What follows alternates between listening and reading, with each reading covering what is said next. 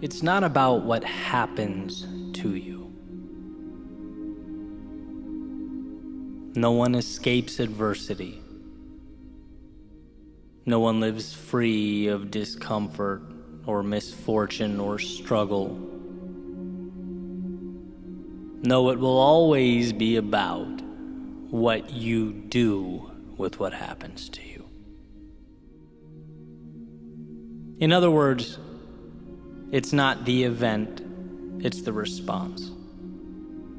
Not the obstacle, but the ability to navigate around it. Not the wave, but the ability to ride its momentum to something greater. It is not what happens to you, it is what you do about what happens to you. The famous Roman emperor and Stoic philosopher Marcus Aurelius said, "You have power over your mind, not outside events. Realize this, and you will find strength." And I think this realization comes down to the fact that there is always a way. Buried underneath it all, something powerful to leverage. But getting to the value calls for a rewiring. A change in the questions that we ask. Not, how could this happen to me? But, how can I be better tomorrow than I am now because of what happened to me? Not, can I still be that person or accomplish what I set out to? But, I am that person. Now how will I adjust my path so that I get there? We're operating within a world of value, limitless opportunity. The difficulty simply pushes us to that value faster, expedites the process. It forces us to open our eyes and see that the world works for us. So you take, for example, the fear of starting something new. That fear, it doesn't have to be an endpoint or a red light indicator. Fear doesn't mean you're not qualified or prepared or equipped. It simply lets you know that you have finally acquired the courage to step out of the safety of the only world you knew and into the turbulence of growth, onto the path of something better. And where it's easy to move away from that feeling, to turn your back on the chaos and retreat to something simpler, maybe something more predictable or contained. What if you viewed the fear as the price that we all have to pay to pull the curtain back on the best things life has to offer?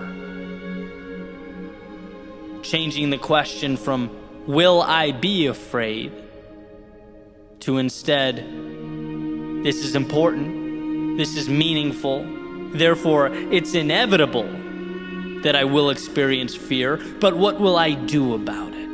How will I conduct myself amidst the fear? Will I continue forward? Those are the questions that contain the value. Right? I can't keep the water from rising or the walls from caving in. No, that's an inevitability where I'm going. The worthwhile road always has its adversity. But will I use that water to learn to swim? The walls to climb, to adapt and scale? What will I make of this? That's the question that becomes the difference. And sure, you could stay away. You could choose not to take the path that presents the danger and the turbulence. You could attempt to contain the world around you by simply refusing to experience it. But then, of course, you become presented with the question, Why intentionally refuse to cash in a winning lottery ticket? Why diminish your gift in such a way? If it's not what you look at, it's what you see. Why see the world as an adversary?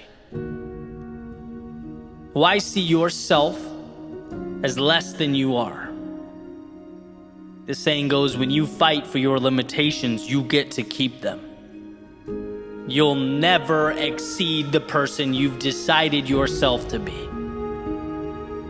And yes, the world can feel intimidating. It's unknown.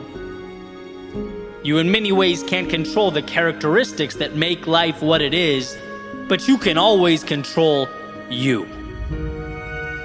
Just like you can't control the wind, but you can adjust your sails. You can't control the tides, but you can predict and plan and execute accordingly. You control you, and that is where the power is. And of course, there's going to be times where that's hard to see, when it's not your first instinct to find the value. Take, for an example, a change, a loss, the end of a relationship, the point where people tend to feel their lowest. It hurts to have something and lose it. To have what you were once so sure about challenged, what you once believed in called into question. But this doesn't have to be a referendum on you as a human being, right? Sure, you made your mistakes, but you have the opportunity to dwell on them or to acknowledge them and ask the question, I know what I know now. How can I be better than I've ever been in my life? How can I position myself to get more of the good and less of the bad? Same idea, different context. When those walls feel like they're crumbling down, you have to know there is more on the other side, just beyond what the eye can see. And this isn't just an idea I play around with in my head. I make a concentrated effort to think this every time something goes wrong. When my first reaction is emotional, my first emotion is anger or frustration. It's like, take a breath, compose yourself, and start looking for the value. Because here's the truth, the world is not going to end today. There's going to be a time down the road when I look over my shoulder and right now is a distant memory. What will I have done with it? And it's the times that might have broken you that contain the greatest transformation. I like to say the greatest tragedies or the hardest times made me who I am today. The losses taught me that I had everything I needed. The failures showed me what I'm capable of enduring. The times I was let down taught me to depersonalize the shortcomings of others, but to simultaneously hedge against them. The times I was lost showed me we only discover or meet our potential when we leave the little day-to-day realities that we create. Why? Because we are in control. Not of the external, but the internal, and that ends up being a bridge to a reality that means something. So when you find yourself at the base of a mountain looking up, understand that there are two ways to perceive the climb. You can see it as the gravity pushing down on you, as Earth standing in your way, or as an opportunity to ascend to a version of yourself that previously not only didn't exist, but wasn't available. This is your opportunity. The same opportunity that the vast majority of the world would disregard or misinterpret, that most would feel fear of and be dissuaded by. Most would live in the stories about who they aren't and what they aren't capable of, but not you.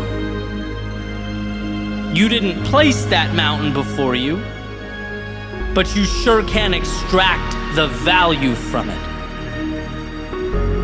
All you have to do is decide that you're capable, and that the meaning and the value and the freedom of tomorrow means more than the discomfort of today. If you allow that for yourself, you will become truly unstoppable. Not because the path simplified or got easier, but because the traveler trusted himself to walk down it.